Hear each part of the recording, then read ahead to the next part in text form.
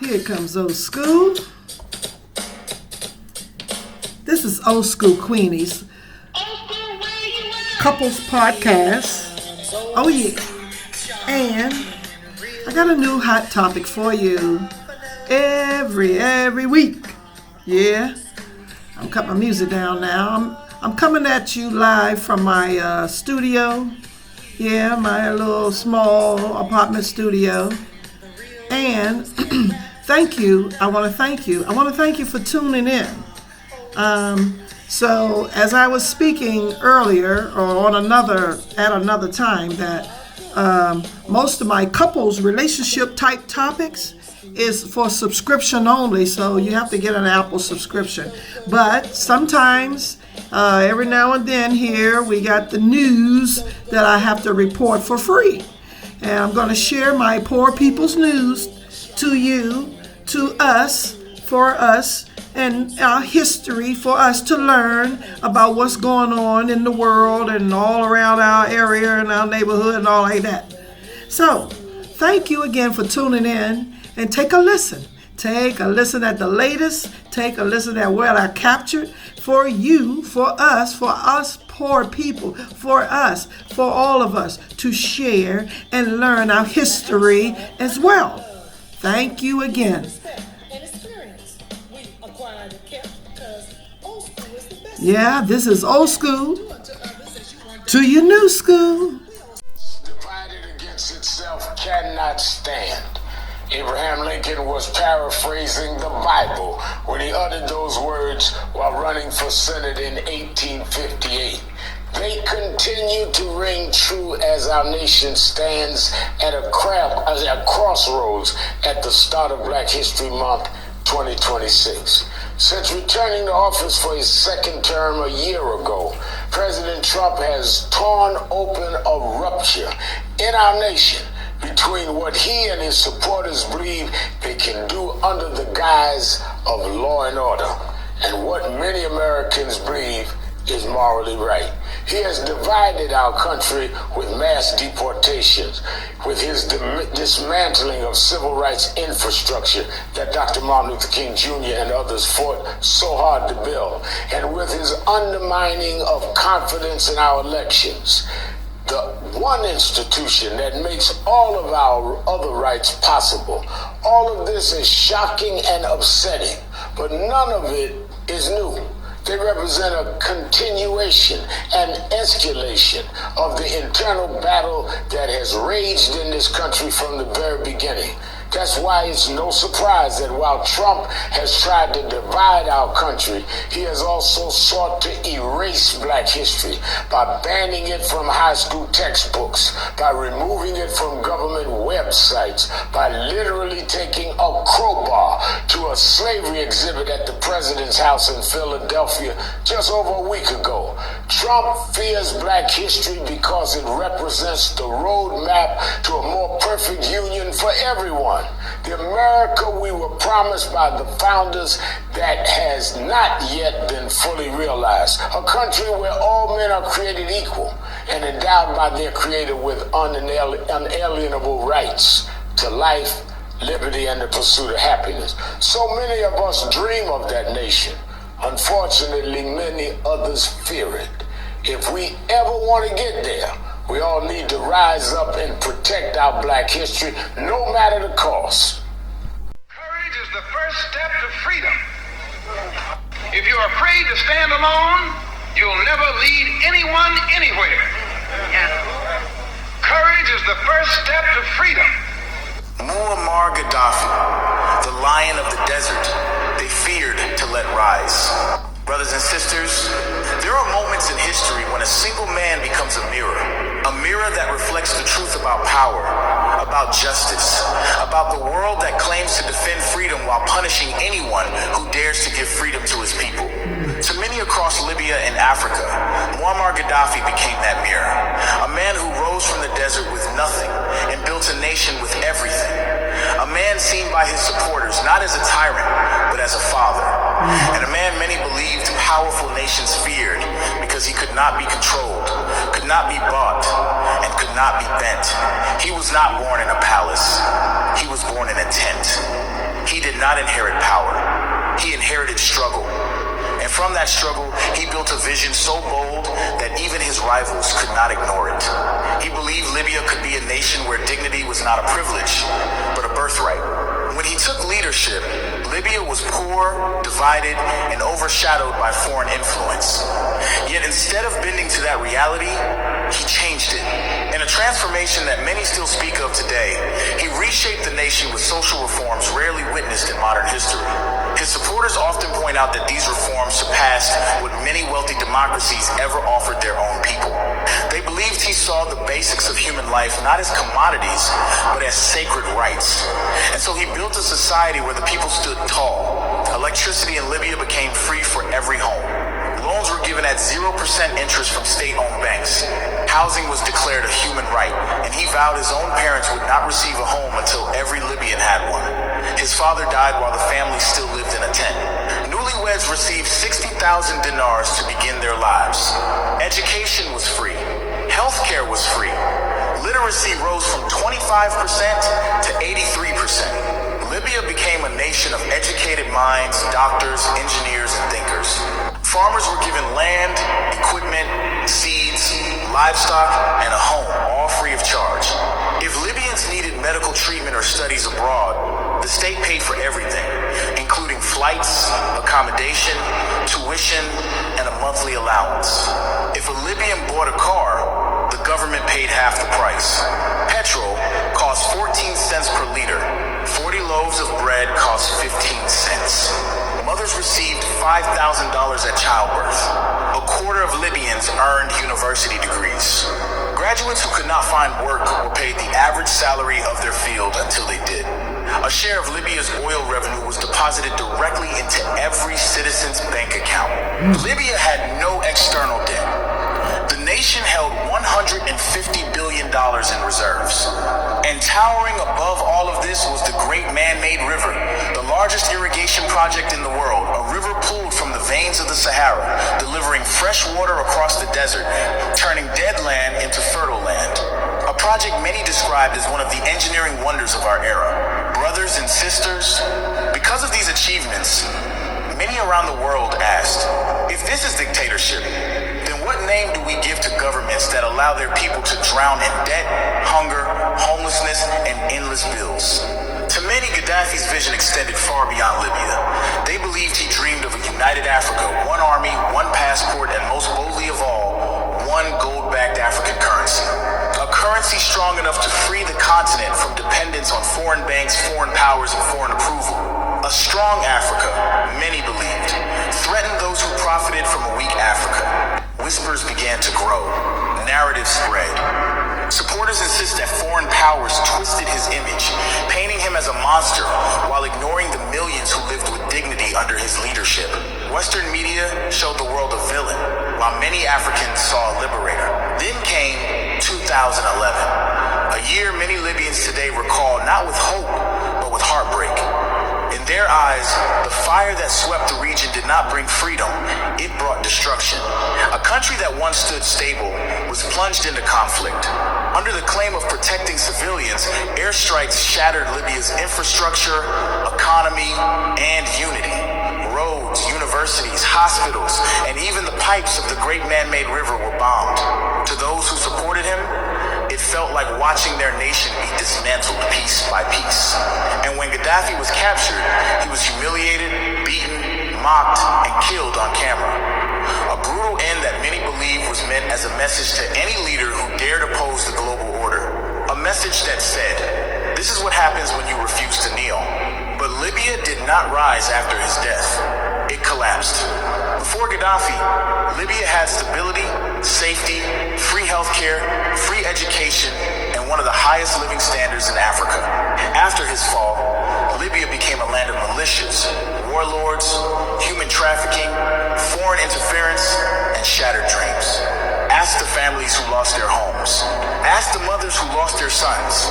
Ask the children who no longer have schools. Ask the sick who cannot find hospitals. Ask the youth who no longer have support. Ask the people who now live under militias instead of stability. The answers are written in ruins, in silence, and in the faces of a people who once walked with justified his death? Who benefited from the fall of a wealthy, stable African nation who feared his dream for Africa? Gaddafi was not perfect. No leader is. But his supporters argue that he gave his people more than many leaders ever dared to give. He offered free education, free healthcare, free electricity, free land, free water, affordable food, interest-free loans, and direct access to national wealth. They believe he turned oil into opportunity and poverty into progress. For them, he was not just a man. He was a symbol, a warning, a lesson carved into history. He imagined an Africa standing tall. He imagined a Libya where every child studied for free and every mother had support. He imagined a people who walked as equals, not as subjects of the world powers. His life ended, but many believe his dream did not. One day, they say, history will speak clearly. It will say a man from a tent built a nation that cared for its people more than many who claim to be democracies. It will say he challenged the powerful, not because he oppressed his people, but because he uplifted them. May his story open our eyes. May his courage awaken our hearts. And may the world never forget the lion they tried to silence. Courage is the first step to freedom. If you're afraid to stand alone, you'll never lead anyone anywhere. Courage is the first step to freedom. Muammar Gaddafi, the lion of the desert, they feared to let rise.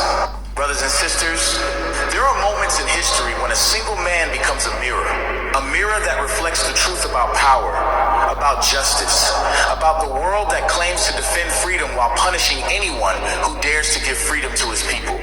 To many across Libya and Africa, Muammar Gaddafi became that mirror, a man who rose from the desert with nothing and built a nation with everything, a man seen by his supporters not as a tyrant, but as a father, and a man many believed powerful nations feared because he could not be controlled, could not be bought, and could not be bent. He was not born in a palace. He was born in a tent. He did not inherit power. He inherited struggle. And from that struggle, he built a vision so bold that even his rivals could not ignore it. He believed Libya could be a nation where dignity was not a privilege, but a birthright. When he took leadership, Libya was poor, divided, and overshadowed by foreign influence.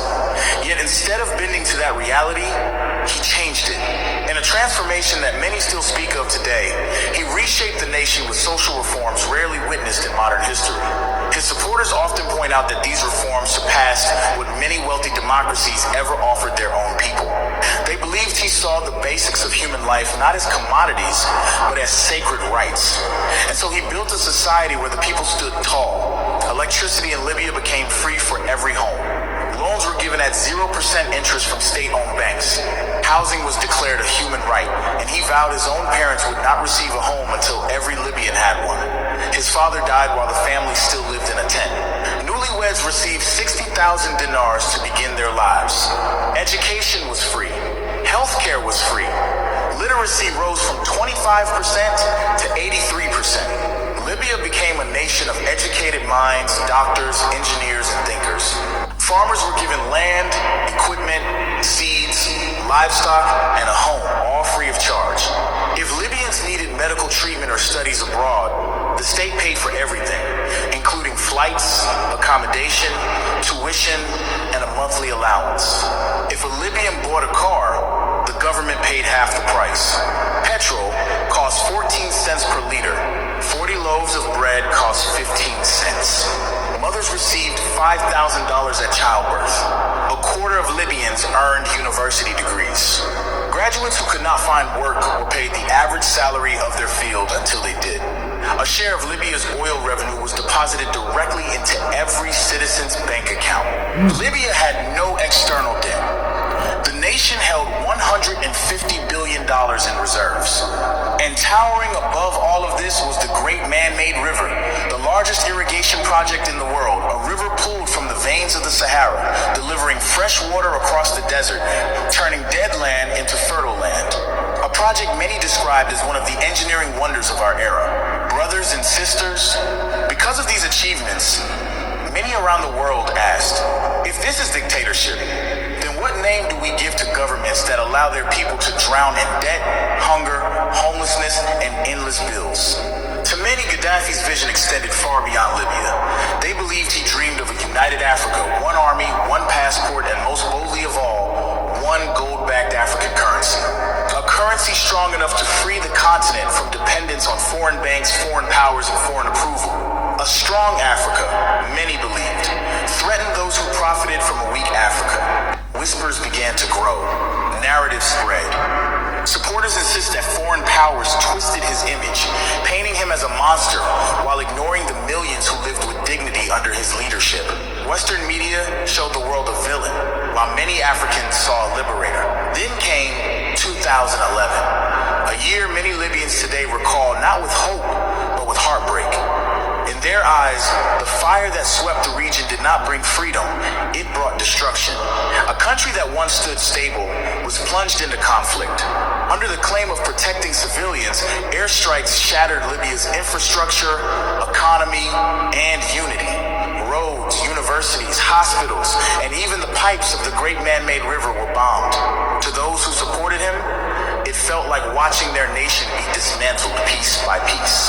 And when Gaddafi was captured, he was humiliated, beaten, mocked, and killed on camera. A brutal end that many believe was meant as a message to any leader who dared oppose the global order. A message that said, this is what happens when you refuse to kneel. But Libya did not rise after his death. It collapsed. Before Gaddafi, Libya had stability, safety, free healthcare, free education, and one of the highest living standards in Africa. After his fall, Libya became a land of militias, warlords, human trafficking, foreign interference, and shattered dreams. Ask the families who lost their homes. Ask the mothers who lost their sons. Ask the children who no longer have schools. Ask the sick who cannot find hospitals. Ask the youth who no longer have support. Ask the people who now live under militias instead of stability. The answers are written in ruins, in silence, and in the faces of a people who once walked with dignity. Many still ask, who shaped the story that justified his death? Who benefited from the fall of a wealthy, stable African nation? Who feared his dream for Africa? Gaddafi was not perfect. No leader is. But his supporters argue that he gave his people more than many leaders ever dared to give. He offered free education, free healthcare, free electricity, free land, free water, affordable food, interest-free loans, and direct access to national wealth. They believe he turned oil into opportunity and poverty into progress. For them, he was not just a man. He was a symbol, a warning, a lesson carved into history. He imagined an Africa standing tall. He imagined a Libya where every child studied for free and every mother had support. He imagined a people who walked as equals, not as subjects of the world powers. His life ended, but many believe his dream did not. One day, they say, history will speak clearly. It will say a man from a tent built a nation that cared for its people more than many who claim to be democracies. It will say he challenged the powerful, not because he oppressed his people, but because he uplifted them. May his story open our eyes. May his courage awaken our hearts. And may the world never forget the lion they tried to silence. Muammar Gaddafi, the former leader of Libya, ruled the country from 1969 until his death in 2011. While his leadership was controversial and marked by authoritarianism, many observers acknowledge that he implemented several social and economic programs that benefited Libyan citizens. Here are 20 reported benefits that Gaddafi provided to the Libyan people before his death. Number 1, free education. Education was free at all levels, from primary school to university. Many Libyans were also sent abroad for studies at the government's expense. Number 2, free healthcare. All medical care and treatments were free. If the treatment wasn't available locally, the government would pay for treatment abroad. Number 3, free electricity. Electricity bills were either very low or completely subsidized by the government, making it free for households. Number 4, free water. Gaddafi initiated the Great Man-Made River Project, which brought fresh water from the desert to cities, benefiting agriculture and drinking water. Number 5, no interest on loans. Under Gaddafi, Islamic banking laws were followed and interest-free loans were available to citizens. Number 6, government grants for newlyweds. Every newly married couple received about $50,000 USD from the government to help them start a family. Number 7, free land and farming support. If someone wanted to farm, they received land, seeds, livestock, and equipment from the government at no cost. Number 8, no home mortgage homes were considered a human right in Libya. Gaddafi famously said, "A Libyan should not need to pay for a house." Number 9, cheap fuel gasoline was extremely cheap, as low as $0.114 per liter. Number 10, free transportation for students. Students studying abroad or domestically received free transportation and sometimes even stipends. Number 11, subsidized food. Basic food items like bread, rice, and oil were heavily subsidized or distributed for free. Number 12, government-funded startups. Libyan citizens who wanted to start a business were given government grants or zero-interest loans. Number 13, high literacy rate. Under Gaddafi's rule, literacy rates rose dramatically, from below 25% in 1969 to over 80% by 2010. Number 14, no external debt. Libya had zero foreign debt and large cash reserves in gold and foreign currency. Number 15, strong currency, Libyan dinar. The Libyan dinar was one of the strongest currencies in Africa under Gaddafi. Number 16, free health care for the disabled people with disabilities were given full medical care, equipment, and monthly support. Number 17, free public transport. Public transport services were subsidized or free in many parts of the country. Number 18, equal rights for women. Women had access to education, healthcare, and employment and were allowed to join the military or police. And number 19, national profit sharing. Gaddafi proposed giving a share of oil revenues directly to citizens, though this wasn't fully implemented due to political issues. Number 20, Pan-African vision. Gaddafi advocated for a United States of Africa, invested billions in African countries, and proposed an African gold-backed currency to challenge Western dominance. These 20 points serve as a reminder of what true leadership can offer when it prioritizes the welfare of its people. Despite his flaws, Muammar Gaddafi envisioned an Africa that was free, united, and self-reliant. His dream of a United States of Africa was not just a political idea, it was a vision of dignity, strength, and independence for all Africans. But the world saw this vision as a threat. They destroyed it before it could take full shape. They silenced a man who dared to dream of an Africa that controlled its own resources, currency, and destiny. Therefore, let this be a call to all African leaders and citizens. Rise above the borders that divide us and come together as one people, one voice, and one continent. Let us form the United States of Africa, not just in name, but in action, economy, and unity, so that no African leader who stands for true liberation and justice will ever again face what Gaddafi faced. Africa must unite. Now is the time. Muammar. All right, and I agree. Let's unite. And here lately, in this latest news, they have went after his son, Gaddafi. Say Gaddafi. I'm so sorry. May he rest in peace. They done sent some folks over there to murder Muammar Gaddafi's son. I'm so sorry. This just happened. Just this month. It just now happened. I hope may you rest in peace, and I leave the family alone. Leave Gaddafi's family alone. They're not bothering y'all. Why are you bothering the family? Let's bring and have a United States of Africa. Let's unite. Stop fighting and hurting and killing one another. Obama, the same man who destroyed Libya, is making a documentary on my granddad. I've seen it. It hasn't come out yet. It's very good. I'll do a separate video closer to when it comes out. But I still stand on what I said. Now, Obama was good for representation.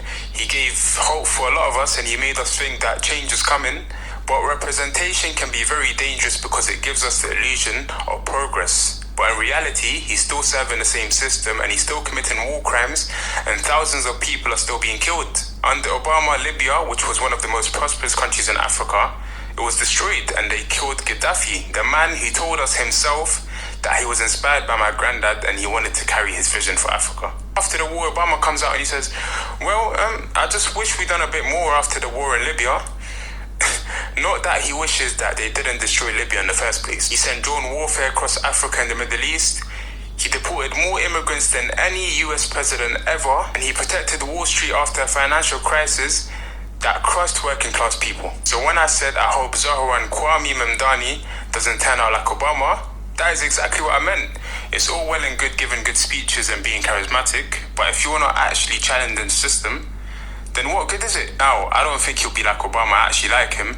I like how he's unapologetically himself and he's embracing his culture and his religion and he's embracing the name Kwame. But we'll still have to see because, as I said, representation means nothing without real liberation. And I don't have no time to play with truth or to be diplomatic. To hell with you diplomats and your foolish diplomacy. Speak straight words. Because those are the words that will bring about a change, not this delicate language. I want to be politically correct. How in the hell can you be politically correct when you're blind, deaf, and dumb and destroyed by your enemy? To hell with you and your political correctness. Be a man, be a woman, and speak the truth, and then die on that truth if it comes to that. Using leaders that one cannot recognize. How many of you will forget Jean Bedel Bokassa of Central African Republic? That man who murdered little children in the streets because they did not buy uniform from his wife. That's Jean Bedel Bokassa. How many of you will forget Mobutu Sese Seko Kukumbendu Wanzambanga,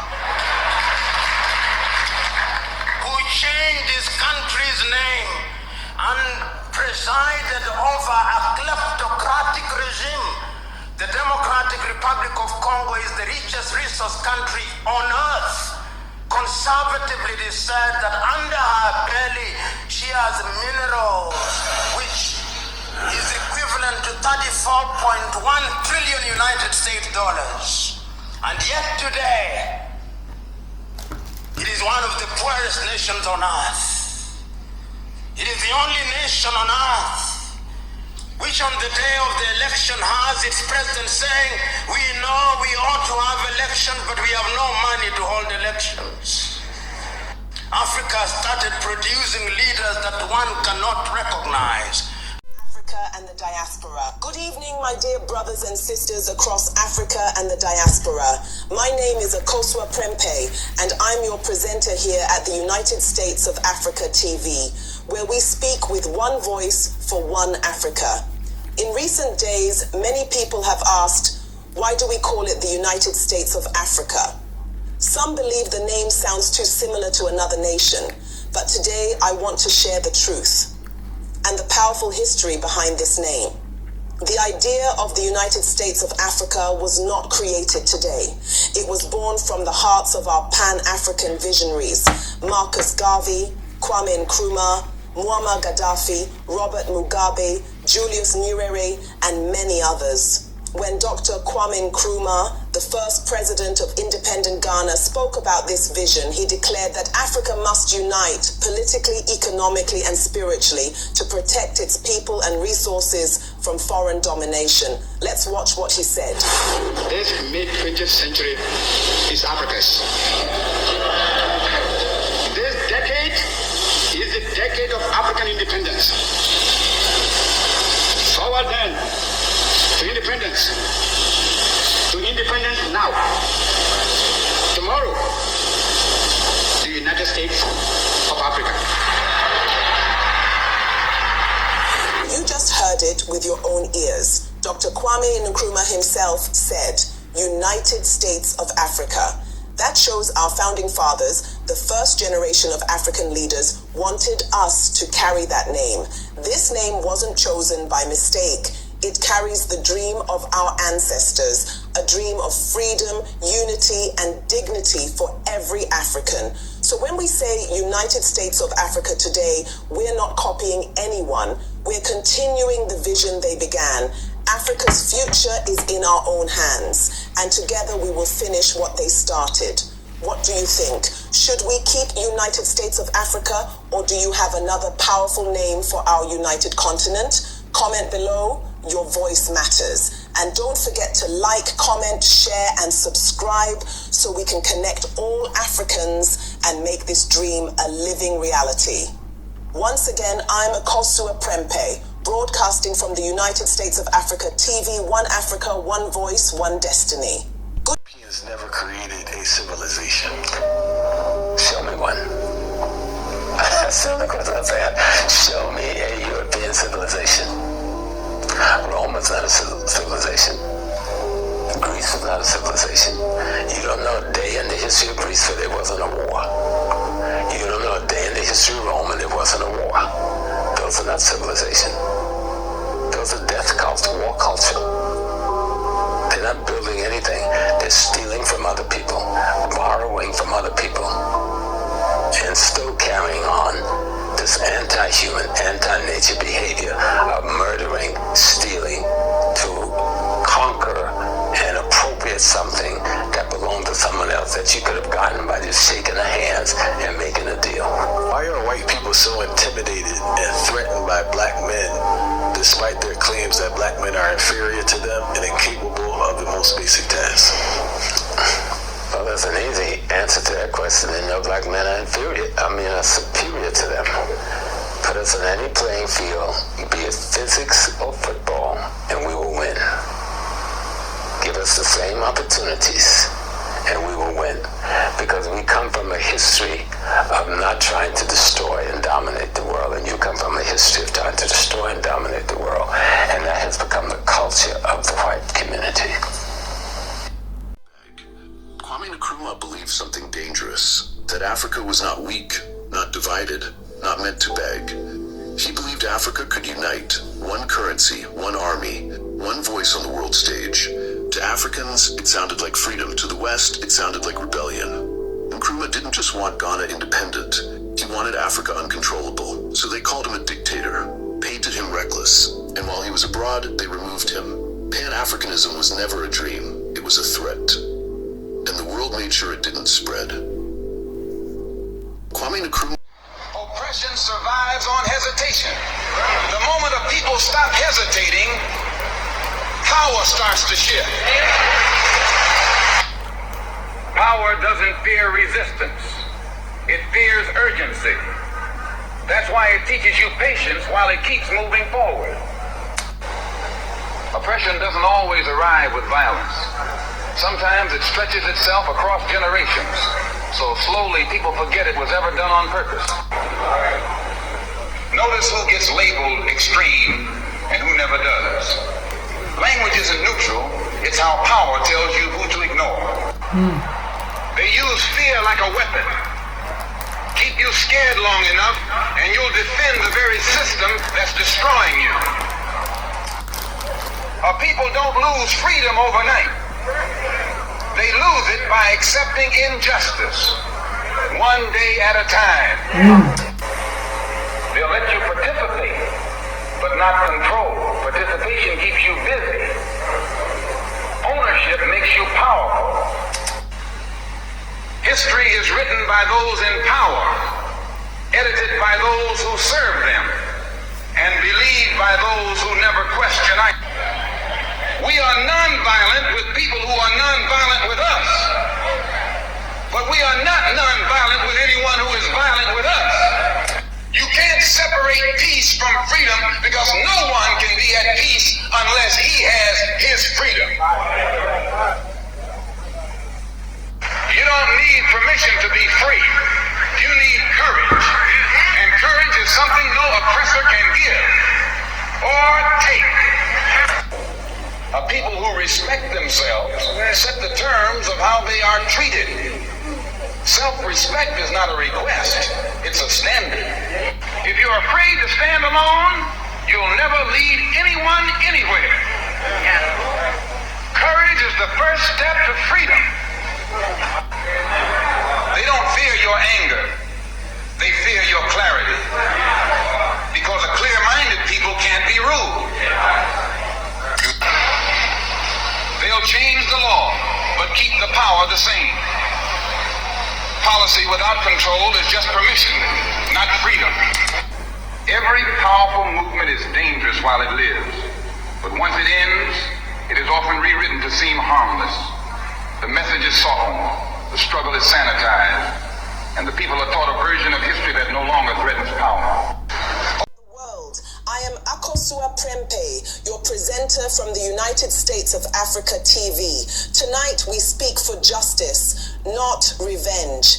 We speak for a continent that has waited too long to reclaim what rightfully belongs to her people. Return the gold you looted from the vaults of Burkina Faso. Return the uranium profits you still collect from Niger. Return the billions of our reserves that sleep in foreign banks. And return the sacred artifacts of our ancestors, the pride of Africa that you still display in your museums. You say restitution is complicated, but what's complicated is justifying how a former colonizer continues to profit from nations it once enslaved. You say it's legal, yet those laws were written by thieves. You say it's not simple, but it was simple when you took everything. This is not just about money. It's about restoring spiritual, political, and moral balance. Africa is not rising to destroy. Africa is rising to rebuild. And no house can stand on cursed ground where ghosts of oppression still roam. So, Mr. President, and to every nation that still holds what is ours, you have two choices. Return what you took and walk beside us as equals, or cling to the past and watch Africa rise without you.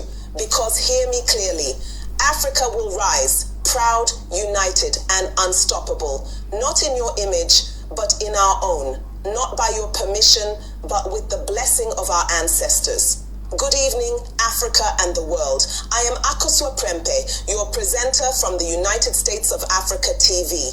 Tonight we speak for justice, not revenge.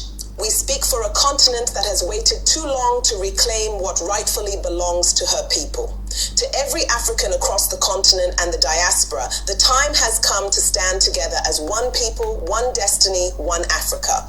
Invite your brothers, sisters, and friends to join this movement. And don't forget to subscribe, like, comment, and share this message across the world. Now I ask you, 1. Do you believe Africa can truly rise again without the return of what was stolen?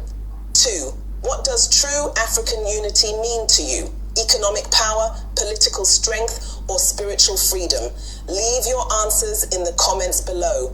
I'm Akosua Prempeh, and this is the United States of Africa TV. Changes how you see the capital, and follow for more history they left in the margins. A black man helped design America's capital, and then they tried to erase him. Tap follow, because history like this shouldn't disappear twice. In the 1790s, leaders were building a brand new capital, Washington, D.C. French engineer Pierre L'Enfant was hired to design it, but after a dispute, he quit and took his detailed blueprints with him. Panic set in. No one had the plans. Years of work, gone overnight. That's when Benjamin Banneker stepped forward. A self-taught mathematician, surveyor, and astronomer. Born free in Maryland. He had studied L'Enfant's layout during the early survey work. And using mathematics, memory, and a brilliant understanding of the stars, Banneker recreated the entire city plan from memory. Street by street, landmark by landmark, the foundations for the Washington, D.C. we know today. His calculations kept the project alive, but his name was largely left out of the credit. Because the idea of a black scientist shaping the nation's capital didn't fit the story America wanted to tell. Banneker's legacy reminds us that brilliance doesn't vanish when others ignore it. It stays written in what we walk through every day.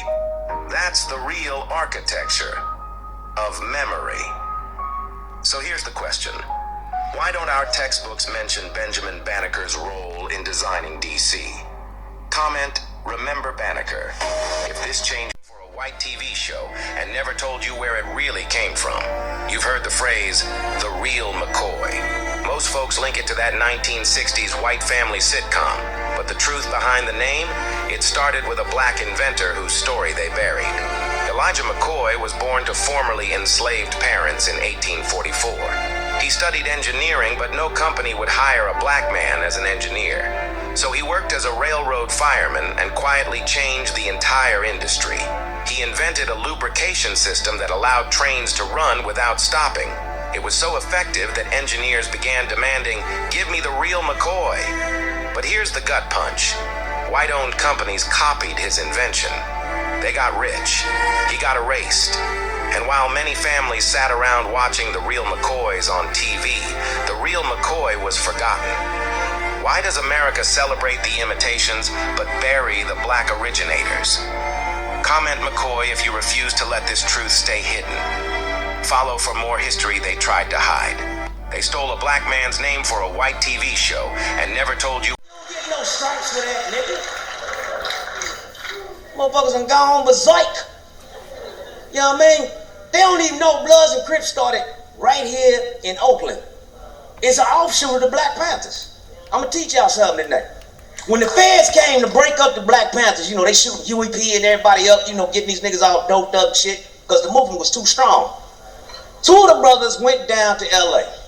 One went to Inglewood and started the Bloods, which meant if the police fuck with anybody on this block, we all blood, we all family, we stand together. All right? Another one went down to Compton, started the Crips. Crips stand for Community Resistance in Progress. If you fuck with anybody in this community, the community has got a resistance in progress. Officer. You ask these little youngsters now, hey, what Crip mean? It mean Crip Cup. It mean Crip Cup. It mean Crip Cup. And what is this retarded walk, nigga? And these sisters aren't being given exercise and fresh air. And that's pretty terrible if you know anything about pregnancy.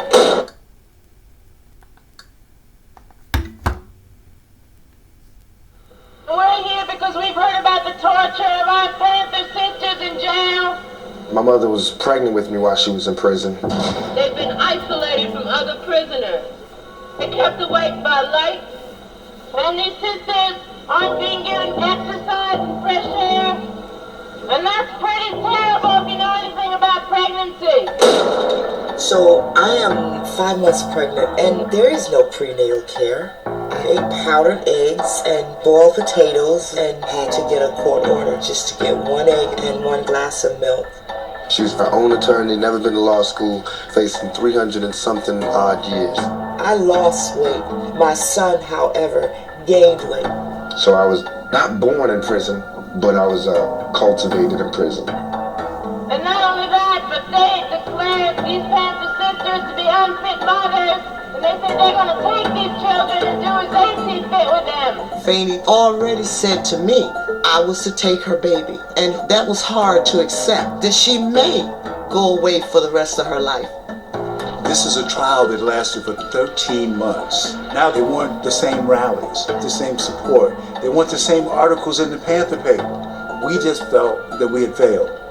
But then recent events have given more indication of the extent of government snooping on civilians. We found out the existence of COINTELPRO. Last month, more than 1,000 documents were stolen from the FBI office in Media, Pennsylvania. In Media, Pennsylvania, some white radicals broke into FBI offices. They went down this corridor and somehow got through this door and stole all the files. And they leaked physical evidence of COINTELPRO to the press.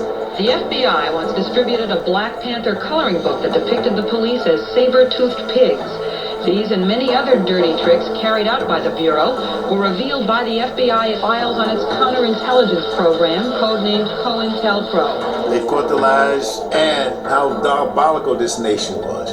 You know, we used to just think we were paranoid, but now we can see how COINTELPRO was at the center of most of our division. Planting lies, planting evidence, planting informers. They killed us, incarcerated us, tortured us, humiliated us. So all of that hard work, going to prison, being beat, being killed, losing our families, What was that all about? Racism. Tupac was not supposed to be here. I had had only miscarriages after the 3rd month of conception, because this womb does not carry children that easily. And this child stayed in my womb healthy through hell. Clearly, God had a reason for this child to live. So the only question was, what was that reason? How are you this morning? Tupac was feeling betrayed by everybody. He was paranoid. Too many families that's been affected by a wrongful death. Especially for black males. This system and this country has tore apart my family and our families. You can't have a black family and be together. It's not even that you in a gang or not in a gang. There was drug addiction, alcoholism, violence. How many more funerals do we got to go to? And how many more scenes of the crime do we got to watch them chalk out black figures on the concrete before we realize that the only way for us to ever get out of this predicament is to struggle to survive? And a lot of our people died. It ain't nothing but killing happening right now. I think the black on black violence, when we kill each other, it make us not really give a fuck about blackness, you know? And also the police violence against us, that's making us crazy. That's what's making us kill each other, because we're scared to shoot the motherfuckers that's doing it to us. Gangs ain't nothing but tribes, you know, and the police ain't nothing but a gang. The National Guard is a gang, the Army is a gang. We learn all this gun shit from the government, you know? How they gonna show us that thing we can't pick up? So I'm picking up, feel me? The difference between the Bay Area and LA is night and day. There is a huge criminal element throughout LA County. I was scared of LA to where I didn't know nothing about the gang thing. It's ignorance, not knowing where not to go. But the ghetto is the ghetto, you know. He was solo, renegade, he made hit records, and he was out here on his own. Movie number 2, Geronimo, Sekou, all the political prisoners. His mentors were in jail. My folks in penitentiaries for screaming African liberation, you know what I'm saying? I'm talking about straight motherfucking G's. But they in jail now. A march to free the Panther 21 and all political prisoners will be held on Central Park and have its speakers Afeni Shakur. When Afeni came out on bail, she believed in freeing her comrades, but it wasn't like she was jubilant.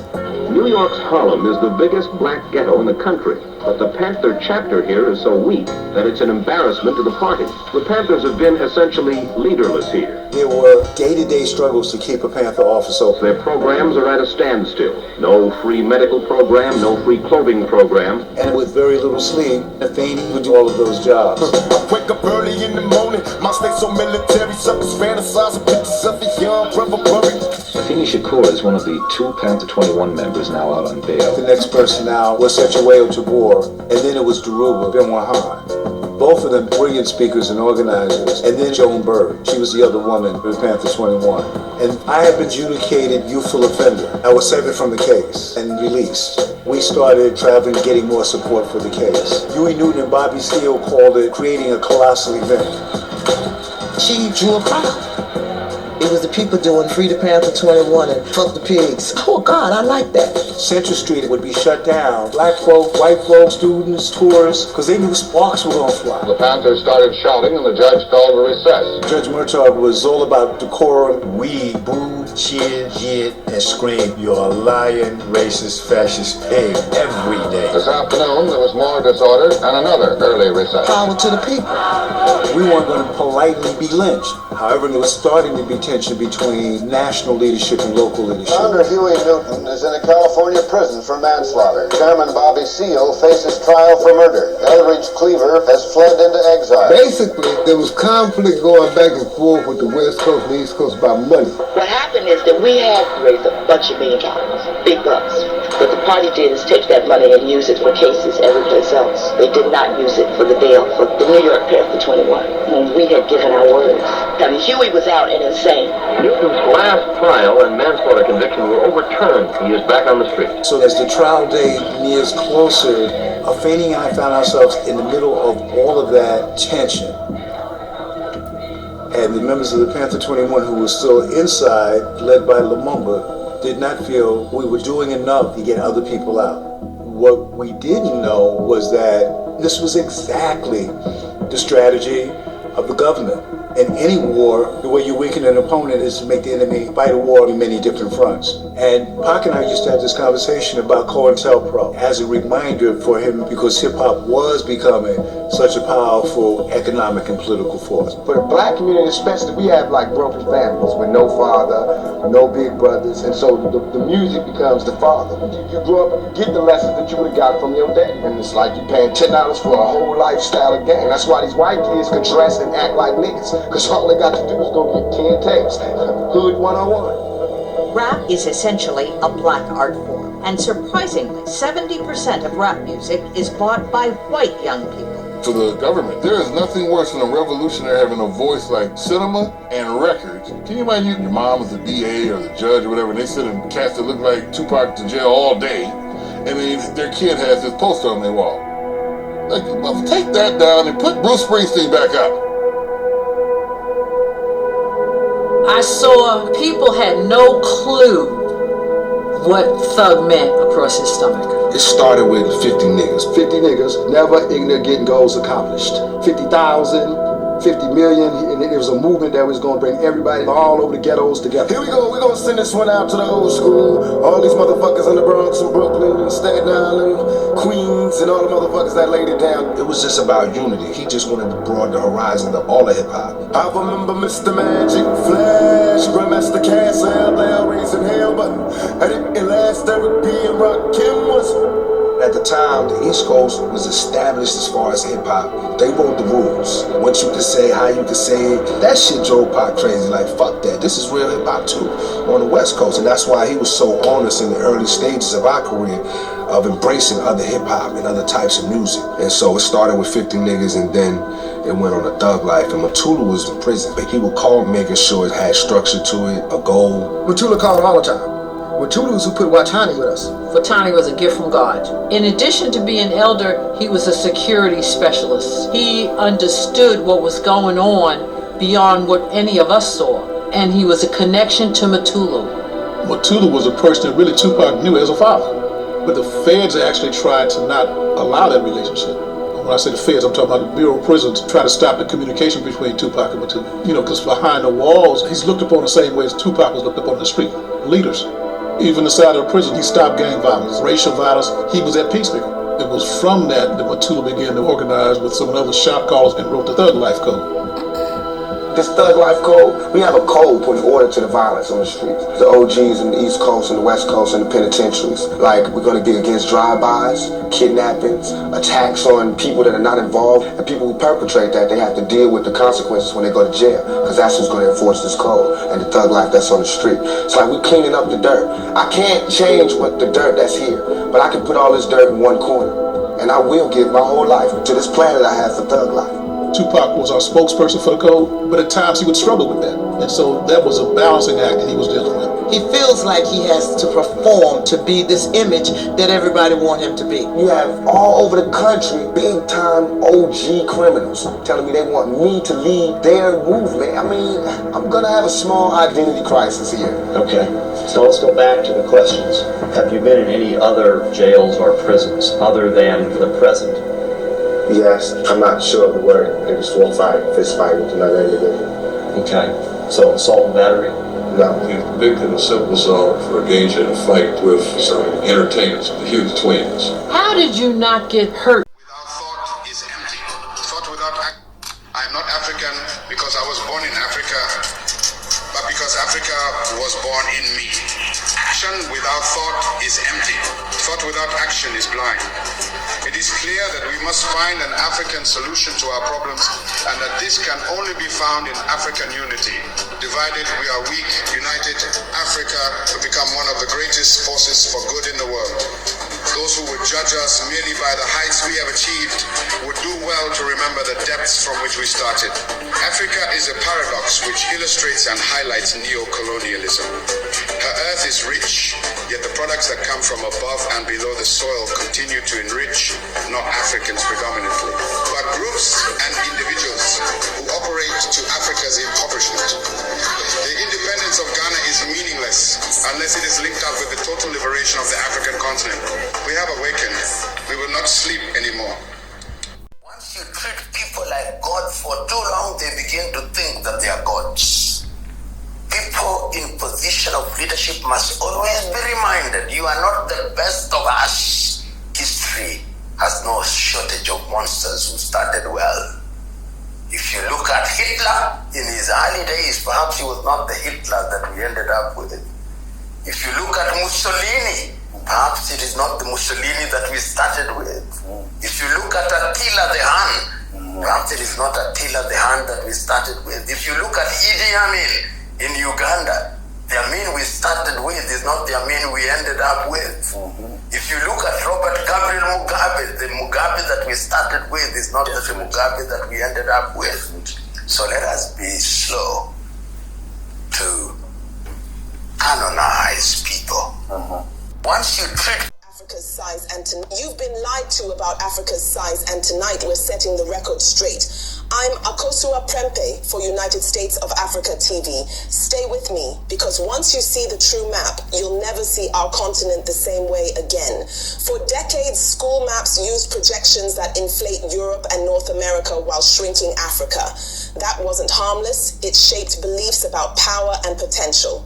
On an equal area map, Africa engulfs the United States, China, India, Japan, and much of Europe with room to spare. When they minimize the land, they minimize the people, their history, and their future. That is why this matters now. Switch to a true scale view, and the story flips. Africa is the bedrock of civilization. Pyramids aligned with astronomical precision. The walls of Benin stretching farther than the Great Wall in total length. Rock-hewn churches of Lalibela carved straight from living stone. Great Zimbabwe's soaring dry stone architecture without mortar. Empires of gold and knowledge rose here. Mali's wealth turned markets, and Timbuktu drew scholars to vast libraries. Aksum minted gold, commanded sea routes, and raised monumental stelae. Kush mastered iron and built its own pyramids. This is not nostalgia, it's precedent. Today, Africa anchors minerals powering technology. Cobalt, coltan, platinum, gold, plus the youngest, fastest growing talent base on Earth. When the map expands, so does our strategy. Here's the truth. A corrected map reveals scale, leverage, and destiny. Unity turns resources into power and history into policy. The distortion ends when we say it does. Join the movement. Subscribe, like, share, and tag a friend. Stand with us to unite Africans everywhere. And now, to you, your voice builds this future. Do you believe map distortions shaped global attitudes toward Africa's power? Which truth, size, architecture, or empires should lead our next investigation? Leave your comment. You've been a Republican. And when I speak, I don't speak as a Democrat or a Republican, nor an American. I speak as a victim of America's so-called democracy. You and I have never seen democracy. All we've seen is hypocrisy.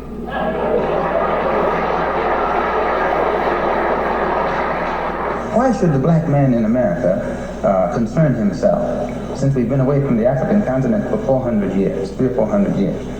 Why should we concern ourselves? What impact does what happened to them have upon us?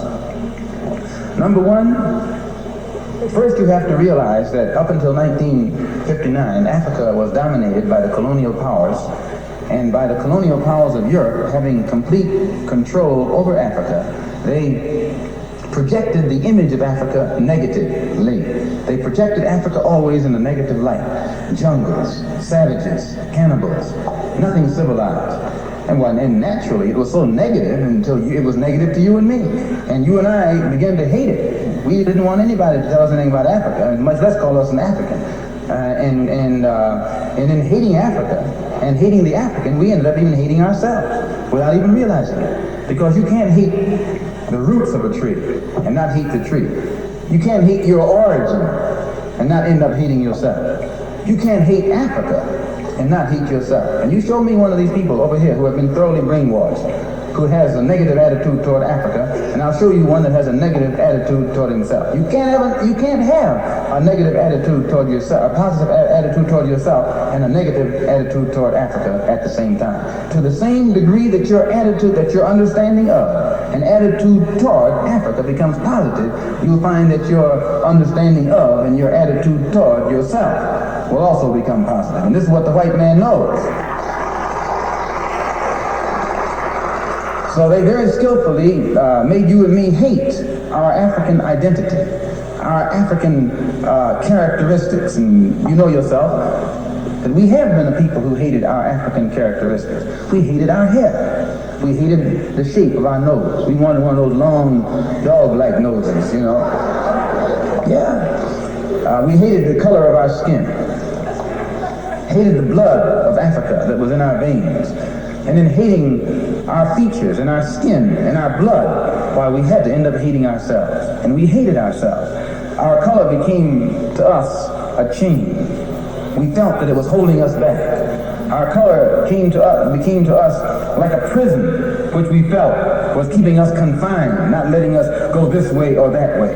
And we felt that all of these restrictions were based solely upon our color, and the psychological reaction to that would have to be that as long as we felt imprisoned or chained or trapped by black skin, black features, and black blood, that skin and those features and that blood that was holding us back automatically had to become hateful to us. And it became hateful to us.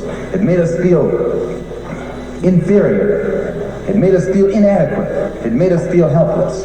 And when we fell victim to this feeling of inadequacy or inferiority or helplessness, we turned to somebody else to show us the way. We didn't have confidence in another black man to show us the way, or black people to show us the way. In those days, we didn't. We didn't think a black man could do anything but play some horn, you know, some sound, and make you happy with some songs. And in that way, in serious things, where our food, clothing, and shelter was concerned, and our education was concerned, we turned to the man. We never thought in terms of bringing these things into existence for ourselves. We never thought in terms of doing things for ourselves, because we felt helpless. And what made us feel helpless was our hatred for ourselves.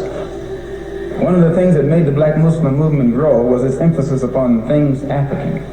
This was the secret to the growth of the Black Muslim movement. African blood, African origin, African culture, African ties. And you'd be surprised. We discovered that deep within the subconscious of the black man in this country, he's still more African than he is American. He thinks that he's more American than African because the man is jiving him and the man is brainwashing him every day, telling him, you're an American, you're an American. Man, how could you think you're an American and you have never had any kind of American treat over here? You have never. 10 men can be sitting at a table eating, you know, dining.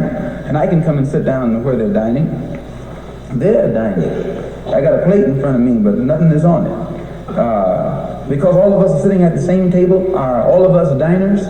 I'm not a diner until you let me dine. Then I become a diner. Just being at the table with others who are dining doesn't make me a diner. And this is what you got to get in your head here in this country. Just because you're in this country doesn't make you an American. And no, you got to go farther than that before you can become an American. You've got to enjoy the fruits of Americanism. And you haven't enjoyed those fruits. You've enjoyed the thorns. You've enjoyed the thistles, but you have not enjoyed the fruits. No, sir. So I point these things out, brothers and sisters, so that you and I will know the importance in 1965 of being in complete unity with each other, harmony with each other, and not letting the man maneuver us into fighting one another.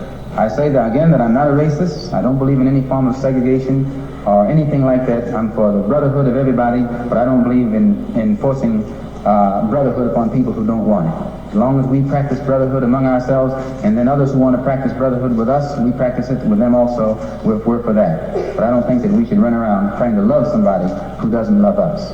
Thank you. All right, I hope you enjoyed my history lessons that we all need to learn and understand and wake ourselves up. Wake up and make some moves and shake ourselves out of this hypnotism and brainwashing stuff. Like Malcolm X said, that was just Malcolm X speaking back in 1969, how we are brainwashed and you know, we need to wake ourselves up, shake and wake yourself up and start moving towards Africa. You got African DNA blood running through your veins, so don't deny none of that. I don't deny none of it. So now I'm gonna tell you why you're denying it. And the history of this, they also added the Christian history of this religion. So let's take a listen. And that religion was created to steal your spiritual power and give it to someone else. Spirituality teaches you that God is within you. Religion teaches you that God is outside you and you need a middleman to reach him. Spirituality says you are divine consciousness having a human experience. Religion says you are a sinner who needs salvation from an external savior. True spirituality empowers you to connect directly with source energy. Religion creates dependency on priests, pastors, and institutions. The Bible says the kingdom of heaven is within you, but churches moved heaven outside you so you would seek it through them instead of finding it yourself. Every religion started with one person having a direct spiritual experience. Then institutions formed to control access to that same experience. All this knowledge is in the Book of Wisdom. If you wanted to read it, comment with. Our spirituality was evil. They made it illegal. In Haiti, practicing voodoo could get you executed. In Brazil, candomblé ceremonies were raided by police. In Cuba, Santeria was forced underground. Why? Because African spirituality was power they couldn't control. It united people. It kept memory alive. It was resistance in ritual. So colonial governments passed laws. No drumming, no gatherings, no superstition. They put our priestesses in prison. They burned altars. They called us witches, savages, possessed. And then they turned around and stole our symbols, put our herbs in their medicine, put our rhythms in their churches, and still called us dangerous. That stigma, it didn't die. It shows up when people flinch at Orisha, or mock Vodou as voodoo, or call African belief systems demonic. But here's the truth. They feared our faith because it couldn't be colonized. So now it's our turn to teach, to reclaim, to break the spell of their lies. Follow if you're ready to make what was once criminal sacred again. They feared our God so much they passed laws to silence them. But we remember, and we return. They didn't just say... Okay, so this is the history. They use this religion to really hypnotize you, confuse you, and bring you under control, and use the history is the middleman between your God and your spirituality. That's the middleman. So this is what Malcolm X is talking about and all. This is what the history. This is history. This is what they've been doing for years and years and years and years and years on all us black people around the world about this religion crap. Exporter of high technology, the United States. The United States makes electric vehicles, China makes electric vehicles. The United States makes telecommunication, China makes telecommunication. That's the conflict, because what China is doing is giving the rest of the developing world an alternative to the United States. Who rebuilt Japan? The United States. Who rebuilt the UK? The United States. Who rebuilt Germany? Who rebuilt France? All the United States. Is it any surprise that all of these countries since World War II have then been close diplomatic, political, and economic allies? No. And guess what they all have? They all have very similar sheds, because we built their political systems from World War II based on ours. That's the American model. That's been how America has grown economically so quickly all over the world. Guess who's mimicking that model now? China. The real conflict between the United States and China, nobody can define it. Trump calls it a trade war because we have a bunch of cheap Chinese goods. That's not the problem. The problem is that Xi Jinping understands that what he wants for China is for China to be a net exporter of high technology. Who's the only other net exporter of high technology? The United States. The United States makes electric vehicles, China makes electric vehicles. The United States makes telecommunication, China makes telecommunication. That's the conflict, because what China is doing is giving the rest of the developing world an alternative to the United States. All right. Let's continue with some more history, and then I'll close. Okay, so let me just share a few more bits of history that we need to hear and process and factor into our future plans. They don't teach you this in school, but the very first free black town in the Americas was in Mexico. And it was led by an African man, the one Spain couldn't kill, couldn't capture, and eventually had to recognize. Meet Gaspar Yanga. He was from West Africa, likely the Bron people, enslaved and dragged to Veracruz, Mexico in the 1500s, but he didn't stay enslaved long. By 1570, he escaped into the mountains with a group of Africans and built a maroon settlement. And for decades, Spain sent armies to destroy it. And for decades, Yanga's people fought them off. They raided caravans, burned plantations, freed the enslaved, and forced the colonial government to admit they weren't going anywhere. By 1609, Spain launched a massive military campaign to wipe Yanga's community out. But Yanga was strategic. His people knew the mountains better than anyone. They fought Spain's soldiers to a standstill. And here's the part that really flipped the script. Spain surrendered. By 1618, they signed a treaty with Yanga, granting his community independence. The town of San Lorenzo de los Negros, now called Yanga Veracruz, became the first legally recognized free black settlement in the Americas. Gaspar Yanga proved something that the colonizers never wanted us to know, that enslaved people could win. Not escape for a night, not survive in hiding, win. Build a free town and force Europe's most powerful empire to negotiate. But of course, his story has been buried, because Yanga's existence exposes the truth. Freedom was never given to us. We took it. Gaspar Yanga, the man who broke Spain's grip in Mexico, before America was even America. They called him a rebel, a bandit, a criminal. History should call him what he was. A founder. And the land that his people fought for still bears his name. Say his name. Gaspar Yanga.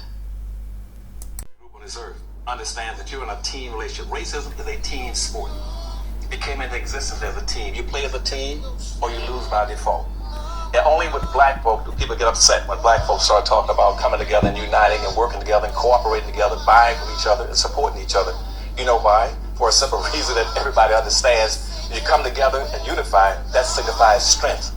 And right now, everybody right now is pimping and hustling black folk. They've been pimping and hustling black folk for 400 or 500 years. We spend approximately 97% to 98% of all our money outside of our own community, as an example. And we don't practice group economics, we don't practice group politics. All that makes, when we spend 98% of all our money outside of our community, what that does, it makes the other groups enriched. They now are living off of two incomes. They live off of 100% of their money and 98% of our money. And what are we left with? It's 2%. Where everybody else is living off of 198% of everything, we live off of 2%, which makes it impossible. And so we start talking about unifying black folk. That's a threat. They said, you're going to cut off your money from us? You're going to cut off, we living off of two incomes. You're going to reduce us down to one income? That's a threat to them. Also, it's a threat when you start talking about unifying blacks and looking out for your own people.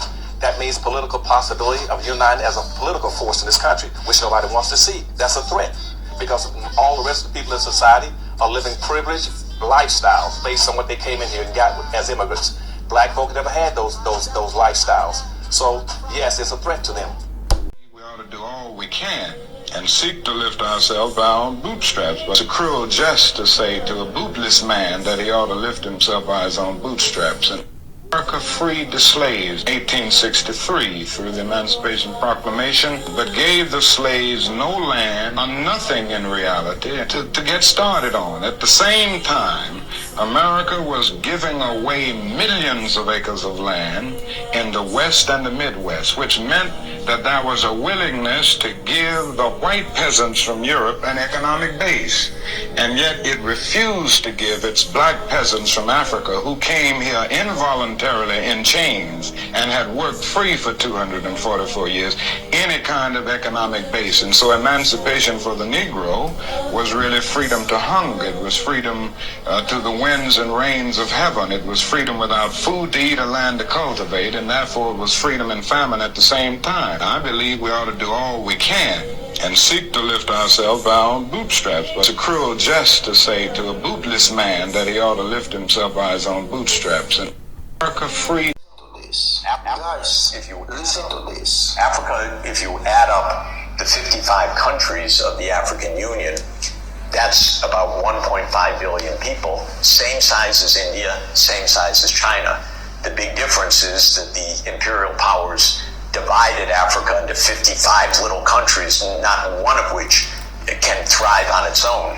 Whereas India and China, because of the history, remained unified countries. And then this will change in the future. Will you unite? They have to. So I tell them every single time I have the opportunity that the African Union is the key.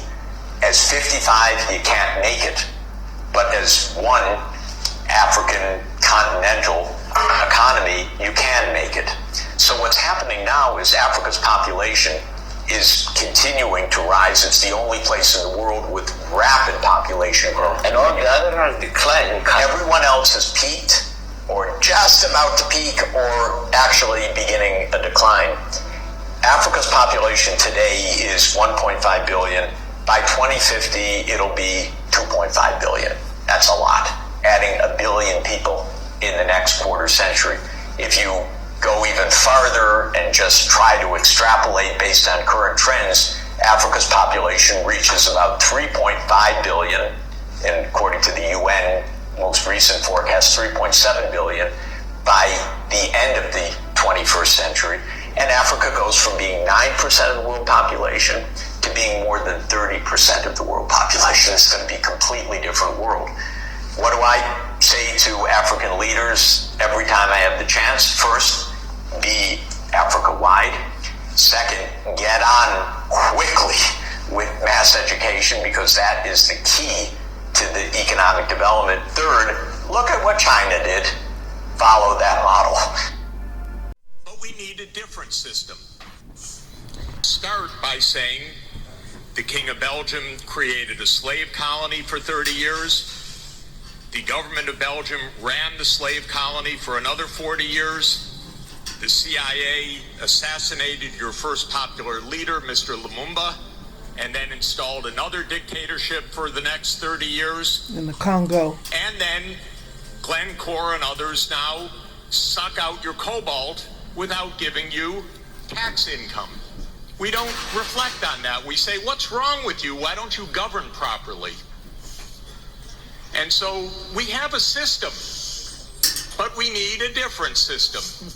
Yep. We cannot turn this over to the private sector. We already did about 100 years ago.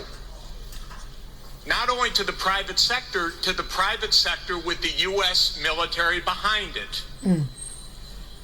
With the defense of these property rights in the Minister of Honduras's country, where United Fruit ran the country for a long time. And their attorney was the foreign minister of the United States, Secretary Dulles, and his brother was the head of the CIA. And overthrew the next door neighbor, Mr. Arbenz, to make sure that United Fruit could have its property. So we have a system, but we need a different system. Sure enough. Start by saying the King of Belgium. To sing a Christmas song, the first song that's going to come to their mind is Jingle Bells, Jingle all the way. Oh, what fun it is to ride in a one-horse open sleigh. You don't know. What if I told you that song is not even a Christmas song? Like, it has nothing to do with Christmas.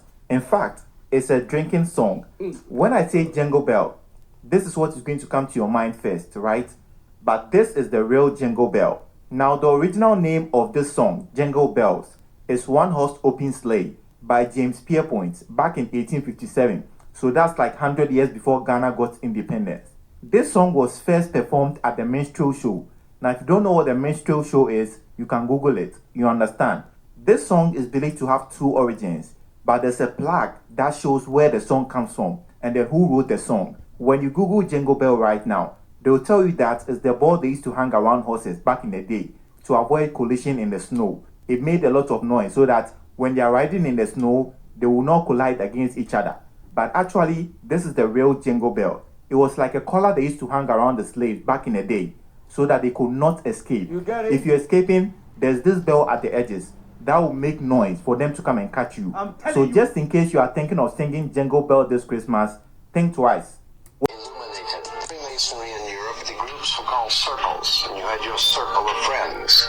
There were 5 circles of friends, America being one of them. Italy, France, Germany, England, America. The 5 circles of friends. They were called in the European Freemasonry the Olympiads, so that today the Olympiad organization's symbol is 5 circles, the 5 Masonic circles of friends. Other symbols on Freemasonry, the torch, of course the Olympic torch is the torch of Prometheus, the god who stole fire for the service of man. And as we said in New York, in front of Rockefeller Plaza, you'll see the statue of Prometheus. In his hand is a flame, the torch, the fire of revolution. On the Mercury head dime, in the back of the dime, you'll find the torch of illumination. It's still there today. The Statue of Liberty has the torch. And all universities and colleges, we find in their symbols and emblems of universities have torches standing for illumination of the Illuminati. As a matter of fact, when you are a graduate from a university, you become an alumni, which is taken from, obviously, alumni, Illuminati. You become an Illuminati, you become illuminated. Freemasonry in Europe, the groups were called... It's called the smock in English, but in our language, some people call it fugu, some call it batakari. Yeah. Now, this is a traditional dress that is made by a local industry. It's part of our culture. And so, in the past, it was worn by kings, royalty, and also warriors. When our warriors were going to war, they wore smocks. And the belief was that the smocks were soaked in some herbs and then some spiritual thing was done. So when you fire a bullet, it can't penetrate, you know. And so the smock portrays a lot of things in our culture. And significantly, on the day Ghana, the first sub-Saharan African country to gain independence, on the day our independence was declared, our president, Kwame Nkrumah, was wearing a smock. He and all the freedom fighters were wearing smocks. So smocks have become an integral part of our cultural identity. States of Africa TV, where we speak with one voice for one Africa. In recent days, many people have asked, why do we call it the United States of Africa? Some believe the name sounds too similar to another nation, but today I want to share the truth and the powerful history behind this name. The idea of the United States of Africa was not created today. It was born from the hearts of our Pan-African visionaries, Marcus Gavey, Kwame Nkrumah, Muammar Gaddafi, Robert Mugabe, Julius Nyerere, and many others. When Dr. Kwame Nkrumah, the first president of independent Ghana, spoke about this vision, he declared that Africa must unite politically, economically, and spiritually to protect its people and resources from foreign domination. Let's watch what he said. This mid-20th century is Africa's. This decade is the decade of African independence. Forward then to independence. To independence now. Tomorrow, the United States of Africa. You just heard it with your own ears. Dr. Kwame Nkrumah himself said, United States of Africa. That shows our founding fathers, the first generation of African leaders, wanted us to carry that name. This name wasn't chosen by mistake. It carries the dream of our ancestors, a dream of freedom, unity, and dignity for every African. So when we say United States of Africa today, we're not copying anyone. We're continuing the vision they began. Africa's future is in our own hands, and together we will finish what they started. What do you think? Should we keep United States of Africa, or do you have another powerful name for our united continent? Comment below. Your voice matters. And don't forget to like, comment, share.